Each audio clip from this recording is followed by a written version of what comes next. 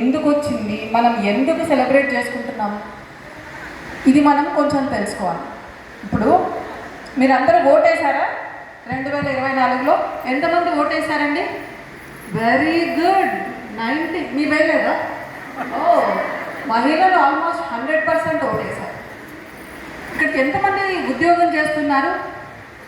ఉద్యోగం లేదా పనికి ఎంతమంది వెళ్తున్నారు? ఓకే ఓకే ఓకే, అందరూ వెళ్తున్నారు. ఇప్పుడు నేను మీకెవ్వరికి ఇక్కడ ఓటు హక్కు లేదు. కేవలం మగవాళ్ళకి మాత్రమే ఓటు హక్కు ఉంటుంది. మీరు ఉద్యోగం చేస్తున్నారు. మేడం గారు branch manager, Indian bank manager. అదే మగ బ్యాంక్ మేనేజర్కి 1000 రూపాయలు వస్తే మీకు 500 మాత్రమే వస్తుంది. మగవాడికి 100 రూపాయలు వస్తే మీకు 500 వస్తుంది. మీరు ఏం చేస్తారు అట్లా పెడితే? ఇది ఎక్కడో జరగలేదు. అందరూ ఏమంటారు? భారతదేశము ఒక తక్కువ ఇన్కమ్ కలిగిన దేశము, అభివృద్ధి చెందని దేశం అని చెప్తుంటారు. అమెరికా అత్యంత గొప్ప దేశం, మోడర్న్ ఆధునిక దేశం, మహిళలు మగవాళ్ళు ఒకటే అనే దేశంలో ఇటువంటి వివక్ష ఉండింది. అది ఎప్పుడో 1500 సంవత్సరాల క్రితం కాదు. అమెరికాకి 17వ శతాబ్దంలోనే స్వాతంత్రం వచ్చి ఎన్నికలు మొదలైతే, ఎన్నికలు మొదలైన 150 సంవత్సరాల తర్వాత కూడా 19వ శతాబ్దంలో 1910 అమెరికా, రష్యా, యూరప్లో మహిళకి పురుషులతో సమానంగా వేతనం ఇచ్చేవాళ్ళు కాదు.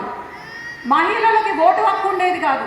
మీకు ఆలోచించుకునే శక్తి లేదు, మీకు ఓటు అక్కర్లేదు అన్నారు. మహిళలు ఆలోచించి రోడ్ల మీదకి వచ్చి మాకు సమాన జీతం కావాలి, మాకు ఓటు హక్కు కావాలి అని తిరగబడి రోడ్ల మీదకి వచ్చి సంపాదించుకున్న రోజు మనము మహిళా దినోత్సవంగా జరుపుకుంటున్నాం. మహిళలకి 1910వ సంవత్సరంలో అమెరికాలో ఓటు హక్కు వచ్చింది. ఇక్కడ మీకు ఇంకొక విచిత్రమైన విషయం చెప్తాను. మీకు ఓటు హక్కు ఉంది, నీకు లేదు. అమెరికాలో 1910లో ఓటు హక్కు ఇచ్చి తెల్ల మహిళలకు మాత్రమే ఓటు హక్కు ఇచ్చారు. 1965 వరకు నల్ల జాతీయుల మహిళలకు ఓటు హక్కు లేదు. ఇది అమెరికా ప్రజాస్వామ్యం యొక్క నిజ రూపం. యూరప్లో చాలా దేశాల్లో, జర్మనీ, ఫ్రాన్స్ అన్నిట్లో కూడా 1940 సంవత్సరాల తర్వాత ఓటు హక్కు ఇచ్చారు. రష్యా అందరూ విన్నారు కదా, యుక్రెయిన్ రష్యా యుద్ధం వల్ల 1971వ సంవత్సరం వరకు కూడా ఓటు హక్కు లేదు. మేము అందరికీ ప్రజాస్వామ్యాన్ని చూపించామన్న అమెరికా 200 చరిత్రలో ఇప్పటి వరకు ఒక మహిళ ప్రెసిడెంట్ కాలేదు. ఇది అమెరికా చరిత్ర. మీరు పక్కన లండన్ గురించి మాట్లాడుకుందాం. మొన్న లండన్లో చిన్న పిల్లలు, అయిపాప కన్నా చిన్న పిల్లలు 1,00,000 మందికి పైగా గ్రూమింగ్ గ్యాంగ్స్, అంటే వాళ్ళకి డబ్బులు ఇచ్చి, వాళ్ళకి బొమ్మలు ఇచ్చి, వాళ్ళకు గంజాయికి అలవాటు చేసి, ఆడపిల్లల మీద అకృత్యాలు చేసి, చిన్న పిల్లల్ని గర్భవతులను చేసి, 1,00,000 మందికి పైగా చేసి, ఇదేమని తిరగబెడితే ఇంటికి పోయి తగలబెడితే లండన్ పార్లమెంటులో ఎంక్వైరీ ఆపేసింది. అది లండన్లో మహిళల పరిస్థితి. ఇటు ప్రాచీన దేశాలకు వద్దాం. మహిళ బయటకు వెళ్తే మగవాడు తోడు ఉండాలి. మహిళ ఇట్లాంటి బట్టలు వేసుకొనే బయటికి రావాలి, లేకపోతే వాళ్ళని చంపేస్తాం. ఇరాన్లో చంపారు ఒక చిన్న అమ్మాయిని, 22 ఏళ్ళ అమ్మాయిని, ఒక్క జుట్టు బయటకు కనిపించిందని పోలీసులు అరెస్ట్ చేసి జైల్లో పెట్టి చంపినారు. మహిళ మీద ఏదన్నా అరాచకం జరిగినా, మహిళను రేప్ చేసినా మహిళ చెప్పే సాక్ష్యం చెల్లదు. మహిళకి ఆస్తి హక్కు లేదు. మొత్తం మిడిల్ ఈస్ట్, మన పక్క దేశాలకు వద్దాం, పాకిస్తాన్, ఆఫ్ఘనిస్తాన్. ఒక అమ్మాయి చదువుకుంటుంటే పాకిస్తాన్లో ఉగ్రవాదులు కాల్ చేశారు గన్ను పెట్టి. ఆ అమ్మాయి Malala Yousafzai Nobel prize ఇచ్చారు, లండన్కి పోయింది. ఆ లండన్లో చదువుకున్న తర్వాత నోబెల్ ప్రైజ్ వచ్చింది. ఇప్పుడు మనము భారతదేశానికి వస్తాం. ఇక్కడికి వచ్చిన అందరూ మొదట ఏం మాట మాట్లాడారండి? ఏం మాట మాట్లాడుతూ మొదలు పెట్టారు? భారత్ మాతాకి జై. భారతదేశం గురించి చెప్తాను నేను. ఇక్కడ ఉన్న ప్రజలు కూడా, మహిళలు కూడా కష్టాలు ఎదుర్కొన్నారు. నేను అది అబద్ధం అని చెప్పట్లేదు. ఇప్పుడు కూడా మొన్న ఎంతో చదువుకొని ఒక డాక్టర్ కలకత్తాలో ఆమె పని చేసుకుంటుంటే ఆమె మీద అరాచకాలు చేశారు. ఇట్లాంటి అరాచకాలు ఏ దేశంలో అయినా జరుగుతాయి. ఇలాంటి భద్రత లేకపోవడం వల్లనే మహిళలు ఇంకా అభివృద్ధి కావట్లేదు. కానీ మిగతా దేశాలకి మన దేశానికి ఒక్క తేడా నేను చెప్తాను. మహిళను దేవతగా పూజించే దేశం ఏదైనా ఉందంటే అది నా భారతదేశం. మహిళను శక్తితో పోల్చారు, దుర్గా అన్నారు. అదే ఈ దేశాన్నే మహిళలతో పోల్చి భారత్ మాతాకి జై అనే నినాదంతో మొదలవుతుంది నా పార్టీ, భారతీయ జనతా పార్టీ, మన భారతీయ జనతా పార్టీ. భారత మాత కాపాడుకోవాలి అనే ఉద్దేశంతో ప్రాణాలు అర్పించిన శ్యామప్రసాద్ ముఖర్జీ గారు ఉన్న భారతదేశం ఇది. భారత మాత కోసం త్యాగాలు అర్పించిన దేశం ఇది. మహిళను ఎప్పుడూ గౌరవించాలి. ఎత్ర నార్యంతి పూజ్యంతే ఎత్ర రమంతే దేవత అనే భావం ఉన్న ఏకైక దేశం, ఏకైక సంస్కృతి మనది. మిగతా అన్ని సంస్కృతులు కూడా మహిళలు మగవాళ్ళ కన్నా చాలా తక్కువ అని చెప్తాం. మనము కూడా ఇంట్లో ఏం చెప్తాం, మాతృదేవో భవ అని మొదలుపెట్టి పితృదేవో భవ అని చేస్తాం. ఈ విధంగా మనకు రాజ్యాంగం రాసిన మహనీయుడు అంబేద్కర్ గారు మహిళ కాబట్టి నీకు ఓటు హక్కు లేదు, మహిళ కాబట్టి నువ్వు బయటికి రాకూడదు, నువ్వు ఉద్యోగం చేయకూడదు, నువ్వు ఇట్లాంటి బట్టలు వేసుకోవాలి, నువ్వు ఇంటి పట్టునే ఉండాలని రాయలేదు. అంబేద్కర్ గారు ఒక్కటే చెప్పినారు, ఒక దేశం ప్రగతి సాధించింది తెలుసుకోవాలంటే ఆ దేశంలో మహిళని చూడండి. మహిళ అభివృద్ధి చెందిన నాడే దేశం అభివృద్ధి చెందుతుంది. ఒక మగవాడు చదువుకుంటే కేవలం ఆ మగవాడు చదువుకుంటాడు, ఒక ఆడామె చదువుకుంటే మొత్తం కుటుంబం అంతా చదువుకుంటుంది అని. ఈరోజు ఇప్పటికీ కూడా అన్ని రంగాలలో మహిళలు రాణిస్తున్నప్పటికీ ముఖ్యంగా భద్రత గురించి మనం ఇప్పటికీ కూడా ఆందోళన చెందుతున్నాం. కానీ ఈ గడిచిన 10 ఏళ్లలో మన జీవన ప్రమాణాల్లో చాలా మెరుగు వచ్చేసింది. ఇప్పుడు మన అత్యంత ముఖ్యమైన ప్రెసిడెంట్, రాష్ట్రపతి ఎవరండి? ఒక మహిళ. ఆవిడ గురించి మనందరం తెలుసుకోవాలి. అణగారిన వర్గానికి చెంది అడవుల్లో పుట్టి 6 కిలోమీటర్లు నడిచి ఆమె విద్యను అభ్యసించి ఒక మధ్యలో నదిని దాటి డిగ్రీ తెచ్చుకుంది. ఆ కాలంలో గవర్నమెంట్ ఉద్యోగం చేసింది, భర్తను పోగొట్టుకుంది, అయినా పోరాటం చేసి ప్రజాప్రతినిధిగా ఎన్నికై ఈరోజు మనకు ఆమె రాష్ట్రపతిగా ఉంది. అలా మన దేశాన్ని మనము సొంత శక్తితో కష్టపడి వచ్చిన మహిళను రాష్ట్రపతి చేసిన దేశం మనది. ఈ గడిచిన 10 ఏళ్లలో కూడా చాలా మార్పు వచ్చింది. నేను ఇప్పుడే ఒక అనాలిసిస్ చదువుతున్నాను. ఒకప్పుడు 50 ఏళ్ల క్రితము ఎంబీబీఎస్ సీట్లలో 150, కర్నూలు మెడికల్ కాలేజ్లో 150 సీట్లు ఉంటే ఒక 20-30 మంది మహిళలు ఉండేవాళ్ళు. ఈరోజు 200 అయినాయి. 200లో 120 మంది మహిళలే ఉన్నారు, అమ్మాయిలు ఉన్నారు.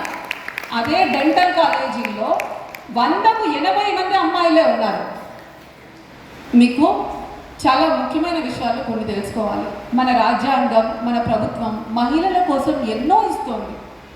ఇప్పటికీ మనం కష్టాలు పడుతున్నాం, కానీ గవర్నమెంట్ మన రాజ్యాంగం మనకు ఏమిచ్చిందో మనం తెలుసుకోకుండా మనం ముందుకు వెళ్ళలేము. మీకు ఎంతమందికి తెలుసు, ఇప్పుడు మీ ఫోన్లు ఉన్నాయి, ఫోన్లో ఇన్స్టాగ్రామ్లో, యూట్యూబ్ ఎంతమంది దగ్గర ఉన్నాయి? అందరు చేతులెత్తండి. ఓ వెరీ గుడ్, చేతుల కింద పెట్టండి. నా మహిళా సోదరులారా, ఎంతమంది దగ్గర శక్తి యాప్ ఉంది? శక్తి యాప్ ఎంతమంది దగ్గర ఉంది? చూసారా? 112 యాప్ ఎంతమంది దగ్గర ఉంది? చూడండి, గవర్నమెంట్ ఇన్ని ఇస్తుంటే మీరు ఈ యాప్ను డౌన్లోడ్ చేసుకోకుండా ఓన్లీ ఇన్స్టాగ్రాము, యూట్యూబ్ రీల్స్ చేసుకుంటున్నారు. చూడండి, మనకు మెయిన్ కావాల్సింది భద్రత. శక్తి యాప్ 112 యాప్లో మీరు జస్ట్ ఏదైనా బాధలో, ఇబ్బందిలో ఉన్నారు, ఒక బటన్ నొక్కితే మీరు ఉండే చోటికి ఆ స్పెషల్ టీం వస్తుంది. ఇది కూడా మీరు ఫోన్లో పెట్టుకోకుండా మహిళలకి భద్రత లేదంటే ఎవరు కాపాడతారండి?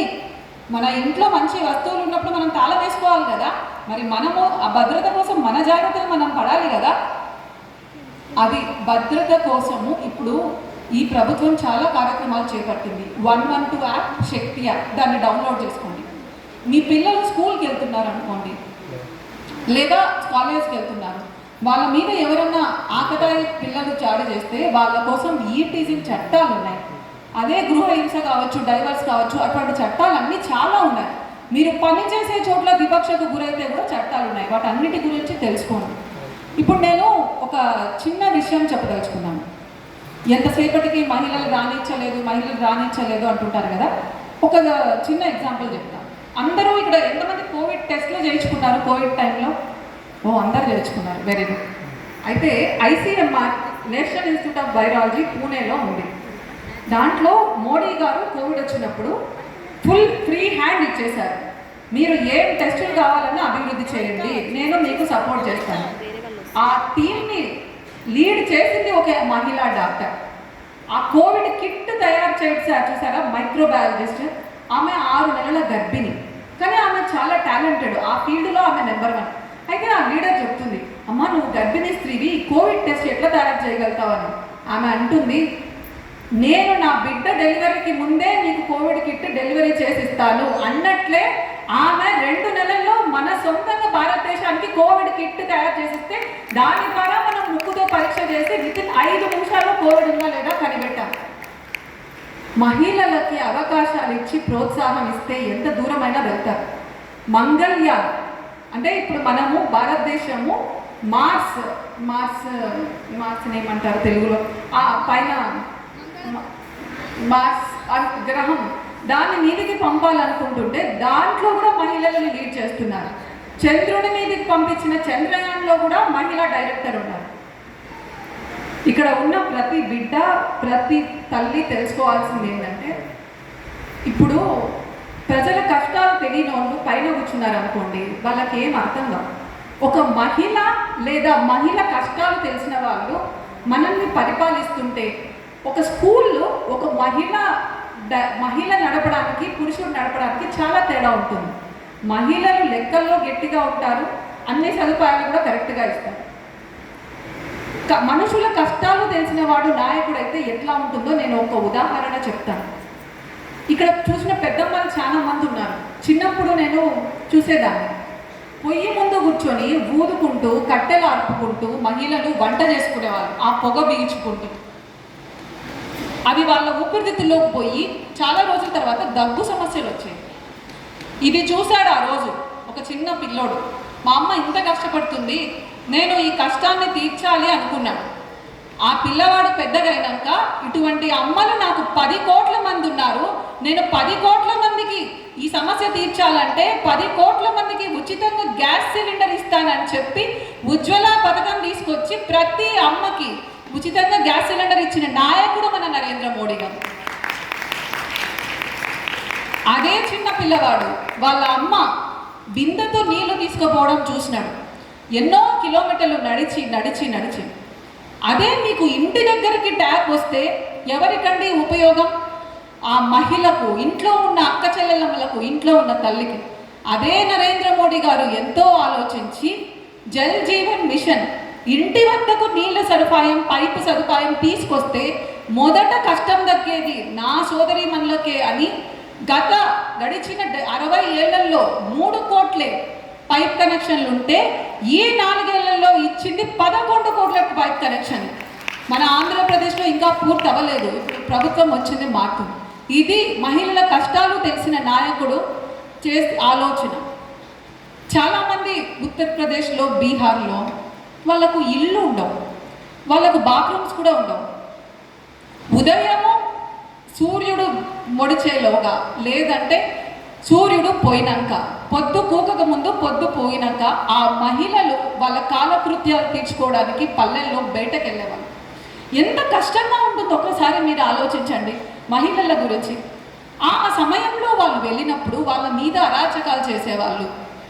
ఇవన్నీ చూసి చలించిపోయిన నాయకుడు 2015లో ఎర్రకోట నుంచి ఒక స్వచ్ఛ భారత్ మిషన్ చేసి, నా అక్క చెల్లెళ్ళకు, నా తల్లిలకు గౌరవం ఇవ్వాలంటే నేను టాయిలెట్ నిర్మిస్తానన్నాడు. స్వచ్ఛ భారత్ మిషన్ ద్వారా 11 కోట్ల టాయిలెట్లు ఇచ్చి మహిళల ఆత్మగౌరవం నిలబెట్టిన నాయకుడు మోడీ గారు.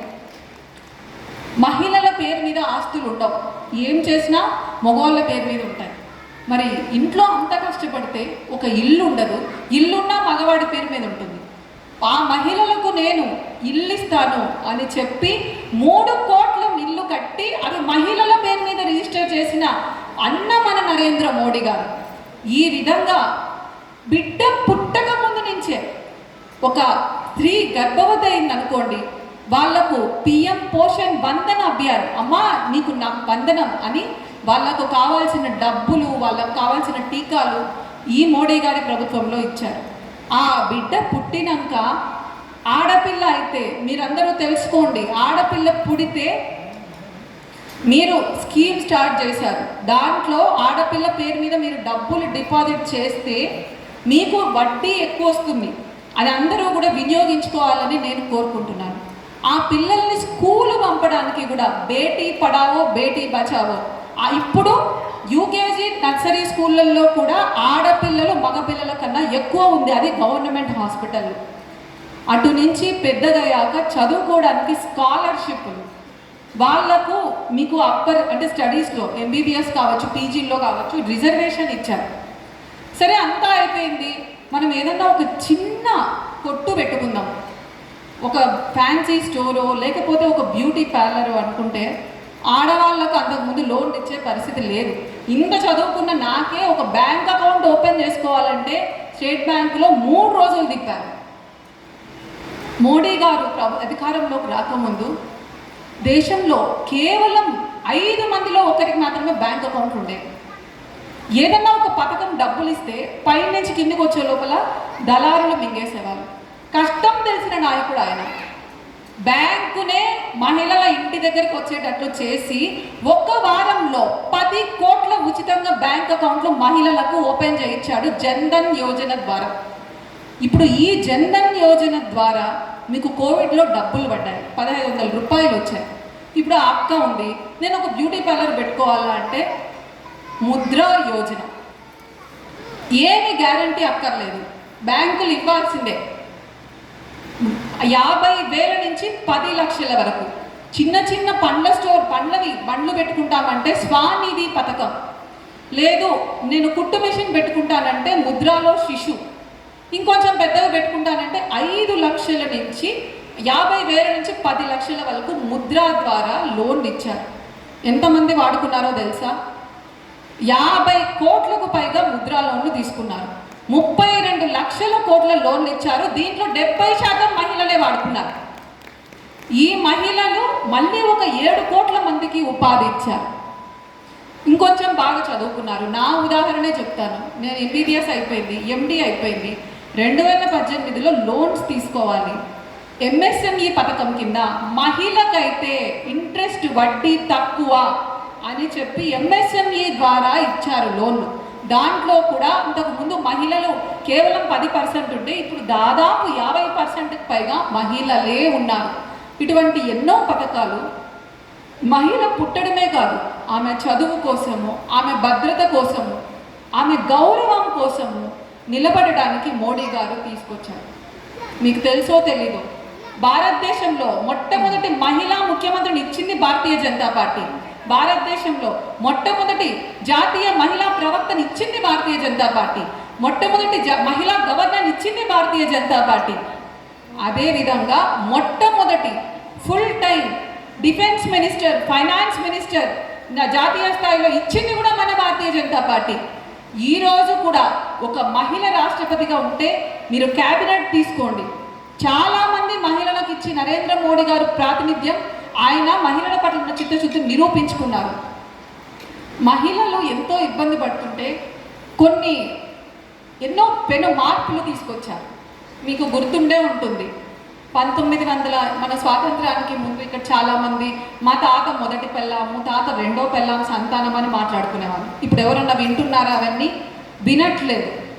ఎందుకంటే హిందూ వివాహ చట్టం తేవడం ద్వారా పాలీగామీ అంటే ఎక్కువ మందిని పెళ్లి చేసుకోవడం తీసేశారు, డైవర్షన్ తెచ్చారు. కానీ కొన్ని చోట్ల షాబానో కేసు గురించి ఇక్కడ ఎంతమందికి తెలుసో నాకు తెలియదు. షాబానో అని ఒక 50 ఏళ్ళ మహిళ ఉండేది. వాళ్ళ భర్త ఒక చిన్న అమ్మాయిని పెళ్లి చేసుకొని తలాక్ అని ఆమెను ఇంట్లో నుంచి బయటకు పంపించేసాడు వాళ్ళ పిల్లల్ని. ఆమె కోర్టుకు పోతుంది. కోర్టు పోతే ఇది భారతదేశము, పాకిస్తాన్లో కూడా ఇట్లాంటి చట్టాలు లేవు, ఆమెకి డబ్బులు ఇవ్వండి అంటుంది. రాజీవ్ గాంధీ గారు దాన్ని కొట్టేస్తారు. మోడీ గారు ప్రధానమంత్రి అయ్యాక మహిళల కష్టాలు అర్థం చేసుకొని మహిళ గౌరవంగా బ్రతకాలి, 3 మాటలని నీకు నాకు సంబంధం లేదు, నువ్వు ఇంట్లో నుంచి వెళ్ళిపో అనేది ఉండకూడదని ట్రిపుల్ తలాక్ను రద్దు చేసిన వ్యక్తి మన నరేంద్ర మోడీ గారు. ఇప్పుడు ఎంతో మహిళలు అభివృద్ధి సాధించారు. ఈ రోజుకి ఆంధ్రప్రదేశ్ అసెంబ్లీలో గత సంవత్సరంతో గత అసెంబ్లీ ఎన్నికలతో పోల్చుకుంటే మహిళల ప్రాతినిధ్యం పెరిగింది, 13% వచ్చింది. ఆ లోక్సభలో కూడా పెరిగి ఇప్పుడు ఉండేది చాలా ఎక్కువ, 13%. కానీ నరేంద్ర మోడీ గారు ఆలోచించారు, మహిళ పాలిస్తే, మహిళ గల డెసిషన్స్ తీసుకొని నిర్ణయాలు తీసుకునే రాజకీయాల్లో ఉంటే ఖచ్చితంగా దేశం బాగుంటుందనే ఉద్దేశంతో మహిళలు అసెంబ్లీలో పార్లమెంట్లో ఖచ్చితంగా ఉండాలనే ఉద్దేశంతో మహిళా రిజర్వేషన్ చట్టం తెచ్చింది మన నరేంద్ర మోడీ గారి ప్రభుత్వం. రాబోయే ఎన్నికల్లో మీరు అసెంబ్లీలో పార్లమెంట్లో 33%కి మించి మహిళలను చూస్తాం. ఇది నరేంద్ర మోడీ గారు మనకు ఇచ్చిన బహుమతి. ఎన్నో చట్టాలు ఉన్నాయి, ఎన్నో అవకాశాలు ఉన్నాయి, ఎన్నో పథకాలు ఉన్నాయి. మొన్న కోర్టు ఒక జడ్జిమెంట్ ఇచ్చింది. ఒక ఆవిడ బాగా చదువుకున్న ఆవిడ కోర్టులో కేసు వేసింది, నా భర్త నుంచి నాకు డైవర్స్ కావాలి, 6 లక్షలు నెలకి నాకు భరణం కావాలి అని. ఎందుకమ్మా 6 లక్షలు అంటే, నాకు ఖర్చులకు 60,000, 5,30,000 నా ఫిజియోథెరపీ కోర్సులకి అని. అమ్మ నువ్వు కష్టపడి సంపాదించుకొని 5,30,000 తెచ్చుకో తల్లి, 60,000 మాత్రమే నీకు భరణం ఇప్పిస్తాను. ఈ మధ్య మనము అబ్బాయిలు ఆత్మహత్యలు చేసుకోవడం వింటున్నాం. నేను ఏం చెప్తున్నానంటే, ఒక behind every man success there is a women అంటారు. ఒక చిన్న స్టోరీ చెప్తాను నేను ఇక్కడ. ఒక చిన్న అమ్మాయి కిటికీలో నుంచి చూస్తుంది, చాలా పాతకాలంలో. వేరే దేశస్తులు వచ్చి మన స్త్రీలను బలాత్కరించి మన గుళ్ళనన్నింటినీ పగలగొడుతున్నారు. నాన్న నాన్న వాళ్ళు అట్లా చేస్తున్నారు నాన్న, వాళ్ళని ఆపు అని. అమ్మ భయపడిపోయింది ఆ పాప. అయ్యో వాళ్ళు కిల్జీలమ్మ, మనం ఏం చేయలేము, మనం వేరే ఊరికి వెళ్ళిపోదామని వెళ్ళిపోతాడు. ఈసారి భర్తకు చెప్తుంది, వాళ్ళు ఆడవాళ్ళ మీద అక్రాయిత్యాలు చేస్తున్నారు, మనం ఇట్లే ఉంటే మన గుళ్ళని ధ్వంసం చేస్తున్నారు, మన ఆస్తి అంతా దోచుకుంటున్నారు. ఈసారి భార్యతో చెప్తుంది, మనం ఏం చేయలేము, నేను మొగళ్ళ దగ్గర పనిచేస్తున్నాను వాళ్ళ కోసము, నువ్వు ఇట్లా మాట్లాడకూడదు అని. నెక్స్ట్ టైం చిన్న పిల్లోడితో చెప్తుంది, ఈసారి తల్లి అయింది, బాబు ఇట్లాంటి అరాచకాలు నువ్వు ఆపాలి, ప్రతి మహిళని తల్లిగా చూడాలి, పరాయి వాడెవడు మన మహిళ మీద చెయ్యి వేయకూడదు, కోపంతో చెప్తుంది. ఆ కొడుకు 9 ఏళ్ల వయసులో మాట ఇచ్చి నేను స్వరాజ్యాన్ని స్థాపిస్తానమ్మా అని చెప్పి 13 ఏళ్ల కల్లా మొట్టమొదటిసారి స్వరాజ్యాన్ని స్థాపిస్తాడు. ఆ తల్లి జిజియాబాయి, ఆ కుమారుడు ఛత్రపతి శివాజీ మహారాజ్. నేను ఈ స్టోరీ ఎందుకు చెప్పానంటే, కుటుంబంలో తల్లి బాధ్యత చాలా ఉంది. ఆ రోజు శివాజీ గారి తల్లి మహిళను గౌరవించు అని చెప్పింది. ఈరోజు నేను కూడా కొన్ని వింటుంటా, నిర్భయ, దిశ. కొన్నిసార్లు ఆ కేసులు జరిగినప్పుడు ఢిల్లీలో ఆ అమ్మాయి అక్కడ ఎందుకుంది, ఆ అమ్మాయి అట్లాంటి బట్టలు ఎందుకు వేసుకుంది, ఆ సమయంలో అక్కడ ఏం పని ఉంది. ఆ దిశ చనిపోయినప్పుడైతే పాప మా అమ్మాయిని చనిపోయిన వాళ్ళ అమ్మ వచ్చి మొహానికంతా రంగులు వేసుకుని 7 గంటలకు ఆడవాళ్ళకి ఏం పని. ఇది కాదు మనం తల్లులుగా చెప్పాల్సింది మన కొడుకులకి. ఆడకూతురు ఎక్కడన్నా కనిపించినా నీ తల్లిలాగా గౌరవించడం నేర్చుకో. వాళ్ళు ఎందుకున్నారు, వాళ్ళు ఏం బట్టలు వేసుకున్నారని కాదు. ఇది మనము మన ఇంట్లో మగపిల్లలకు చెప్పాల్సిన బాధ్యత. ఇప్పటికీ కూడా ఒక స్వీట్ చేశారనుకోండి, కొంచెమే ఉందనుకోండి, ఇంట్లో ఆడపిల్లలకు పెట్టరు, మగపిల్లలకు పెడతారు. మీ ఇంట్లో మీ మగపిల్లలకి మీరు చెప్పాలి, ఇంట్లో అన్ని పనులు చేయాలి, వంట, ఇల్లు సర్దడం. ఇక్కడ ఎంతమంది చేయిస్తున్నారు? ఆడపిల్ల కొంచెం వయసుకి రాగానే ఆడపిల్ల లేదు మీరు ఇట్లే ఉంటే ఎట్లా, వేరే ఇంటికి వెళ్ళిపోయేవాళ్ళు. ఎంతమంది చెప్తారమ్మా? వేరే అమ్మాయిని పెళ్లి చేసుకొని మన ఇంటికి వచ్చేవాళ్ళు మీరంతా నీటికి చేయాలా, మీరు కూడా వంట చేయాలని. అది చిన్న వయసులోనే చెప్పాల్సిన బాధ్యత మన మీద ఉంది. ఇంకొకటి, నేను చదువుకున్నా నాకేమి అని అబ్బాయిలను ఈ మధ్య, అబ్బాయిలే కాదు, నీకు అబ్బాయితో గొడవ వచ్చింది, కోర్టుకు పోయి అబ్బాయి తండ్రి, అబ్బాయి తల్లి, వాళ్ళ వదిన, వాళ్ళ పెద్దమ్మ, వాళ్ళ ఇంకా ఏమేమో సంబంధాలతో కేసులు వేయడం ఎక్కువైపోయింది. కోర్టు ఒక వ్యాఖ్య చేసింది, భారతదేశంలో అత్యంత దుర్వినియోగం కాబడుతున్న చట్టము గృహహింస చట్టము, విడాకుల చట్టం. నేనేం చెప్తున్నానంటే, ఫెమినిజము లేదా ఉమెన్ ఎంపవర్మెంట్ అంటే చదువుకొని డిగ్రీలు తెచ్చుకోవడమే కాదు, నీకు గౌరవం తెచ్చుకొని, నువ్వు పుట్టిన ఇంటికి గౌరవం తెచ్చుకొని, నువ్వు మెట్టిన ఇంటికి కూడా గౌరవం ఉండాలి. చట్టాలను అవసరమైనప్పుడు వాడుకోవాలి. నేను చదివేశానని చెప్పి నువ్వెంత అని మాట్లాడకూడదు. ఈరోజు నేను ఈ స్టేజ్కి వచ్చి ఇక్కడ మాట్లాడుతున్నానంటే, ఇక్కడ కూర్చున్న మెప్మా ఆఫీసర్ కానీ మేడం మాట్లాడుతున్నారంటే, వాళ్ళ ఇంట్లో వాళ్ళ నాన్న సపోర్ట్ చేసి చదువుకొని ఇచ్చింటారు, వాళ్ళ భర్త డైరెక్ట్గా వెళ్ళమని చెప్పుంటారు. ఒక మహిళ బయటకు వస్తుందంటే దాని వెనకల పురుషుడు వాళ్ళ ఇంట్లో ఉన్న ఎంతోమంది సపోర్ట్ చేసింటారు. భారతదేశంలో 95% మంది పురుషులు మంచిగానే ఉంటారు. వాళ్ళు మంచిగా లేకపోతే మనం అసలు బయటకు కూడా రాలేదు. ఫెమినిజం, ఉమెన్ ఎంపవర్మెంట్ అంటే మనం అభివృద్ధి చెందుతూ మన కుటుంబమే కాదు, మన సంఘాన్ని, మన సొసైటీలో కూడా మనకు గౌరవం పెంపొందించుకోవాలి. అనవసరంగా ఎవరితోనూ గొడవలు పడకూడదు. అది మన ఇంట్లో వాళ్ళతో అయినా బయట వాళ్ళతో అయినా. ఈ విధంగా ముందుకెళ్తే సమాజం ముందుకెళ్తుంది. ఈరోజు ఇక్కడికి వచ్చిన మహిళలు అందరూ ఈ పథకాలు మీరు వాడుకోండి. మెప్మా ఆఫీసర్ గారు ఉన్నారు, బ్యాంక్ మేడం ఉన్నారు, లోన్లు కావాలంటే వాళ్ళకి స్కీములు కావాలంటే డైరెక్ట్గా తీసుకోండి. మంచిగా వచ్చారు ఈరోజు. అండ్ ఈరోజు ఈ అవకాశం చాలా చక్కగా అరేంజ్ చేశారు. పిల్లలు ఎంత బాగా డ్యాన్స్ చేశారో వాళ్ళు ఫుల్ ఎనర్జీతో. ఇంత చక్కని సభని ఇంత సక్సెస్ఫుల్గా ఆర్గనైజ్ చేసిన భారతీయ జనతా పార్టీ మహిళా మోర్చా టీంకి, ఇక్కడికి విచ్చేసిన విశిష్ట అతిథులకి, ప్రతి ఒక్కరికి, ఇక్కడ కూర్చున్న మహిళలందరికీ కూడా once again happy women's day. And Bharat మాతాకి, భారత్ మాతాకి.